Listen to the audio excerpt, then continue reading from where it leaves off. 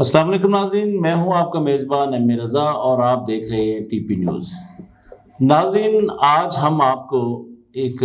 بہت ہی خوبصورت، جو دنیا میں ایک اپنی منفرد حیثیت رکھتا ہے صفائی کے لحاظ سے، خوبصورت عمارتوں کے لحاظ سے، ملک جنوب مغربی ایشیا میں موجود ایک ملک سنگاپور کی سیر کرائیں گے اور اس کے بارے میں بہت ساری چیزیں آپ سے شیئر کریں گے۔ اور میری کوشش تو یہی ہوتی ہے کہ جن جن ممالک کے اندر میں خود گیا ہوں، میں نے وہاں کی ثقافت دیکھی ہے، وہاں کا کلچر دیکھا ہے، میں خود اس کے بارے میں آپ سے بات کروں۔ ناظرین، سنگاپور آپ نے سنا ہوگا کہ یہ دنیا میں جو اس کی صفائی ستھرائی ہے، میرے خیال میں یہ یورپ کو بھی پیچھے چھوڑتی ہے۔ تھوڑا سا میں آپ کو سنگاپور کی تھوڑی سی ہسٹری کے متعلق بات کر لوں، اس کے بعد میں اس ملک کے اندر بھی آپ کو سیر بھی کرواؤں گا، اور اس کے اندر بہت ساری ایسی چیزیں جو آپ لوگ عام طور پر نہیں جان پاتے وہ آپ کو میں بتاؤں گا۔ ناظرین، سنگاپور 1963 میں، چونکہ یہاں برٹش گورنمنٹ تھی، سنگاپور اور ملیشیا بالکل ساتھ ساتھ جڑے ہوئے ملک ہیں۔ تو 1963 میں برطانوی جو گورنمنٹ تھی اس نے سنگاپور کو الگ کیا،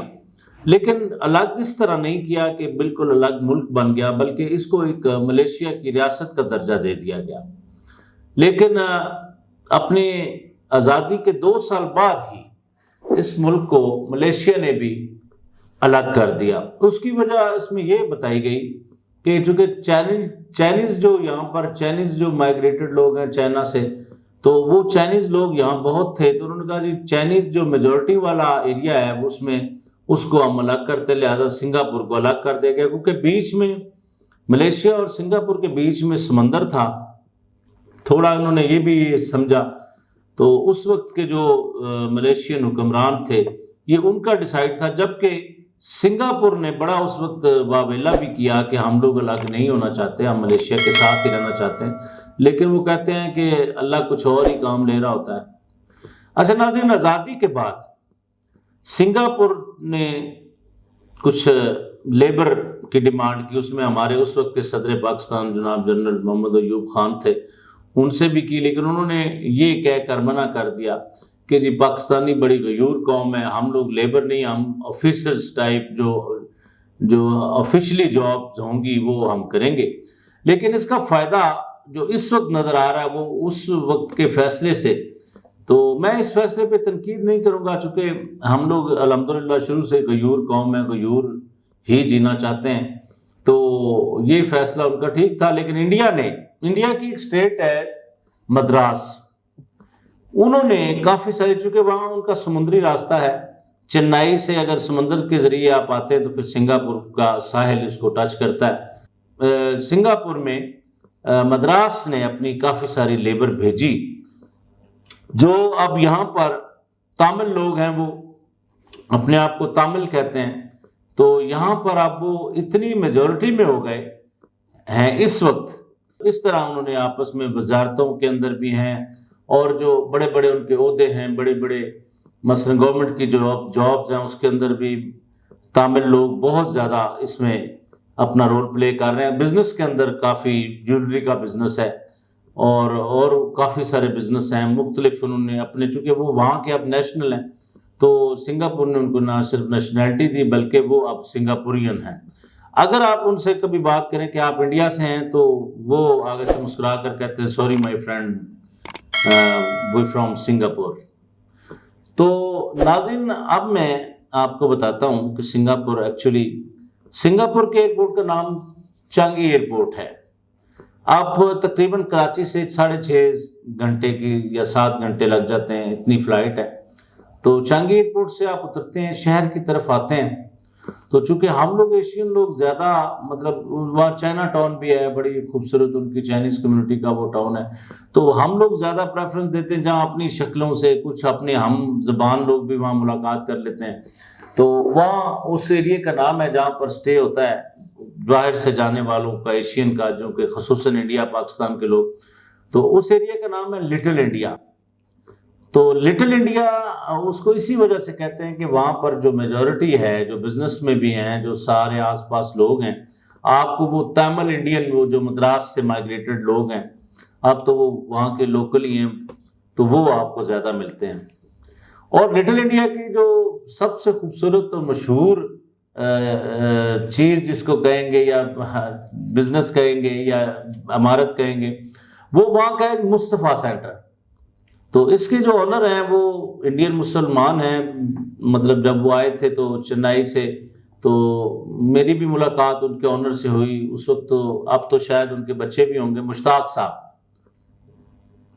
تو سنگاپور میں کافی پرانے ہیں یہ لوگ، مطلب تو اس کے ساتھ ساتھ پھر اگر آپ بزنس میں دیکھتے ہیں تو پاکستان کے لوگ، جس طرح میں پہلے بھی کہتا ہوں کہ ہماری غیور قوم ہے، سنگاپور میں جو سب سے بڑی انجینئرنگ کمپنی ہے اس کے مالک بھی پاکستان سے ہیں، پاکستانی ہیں۔ انہوں نے بڑی محنت کی الحمدللہ، اپنے بچوں کے ساتھ، ان کے بیٹے ہیں وہاں پہ، ان کے اوپر کبھی الگ سے ایک پروگرام کریں گے، ان کی بڑی خدمات ہیں۔ پھر پاکستانی یہاں ڈاکٹر بھی ہیں، پھر پاکستانی یہاں اگر ہائی اسٹریٹ ایک بلڈنگ ہے اس کی طرف آپ جائیں گے تو بہت سے پاکستانی بزنس کرتے ہوئے، اپنا کاروبار کرتے ہوئے نظر آتے ہیں۔ پھر کارپیٹ کے بزنس سے ہمارے کافی سارے پاکستانی یہاں وابستہ ہیں۔ پھر الیکٹرانک بزنس ہے، مثلا کمپیوٹر ہے، موبائل ہے، اس شعبے سے بھی آپ کو کافی جڑے ہوئے پاکستانی اپنی بھرپور، ہمارا سفارت خانہ ہے الحمدللہ، ایمبیسی کے بڑے معاملات ہوتے ہیں، بڑے ایونٹس ہوتے ہیں، بڑے لوگ جاتے آتے ہیں۔ تو اسی طرح پھر اس کا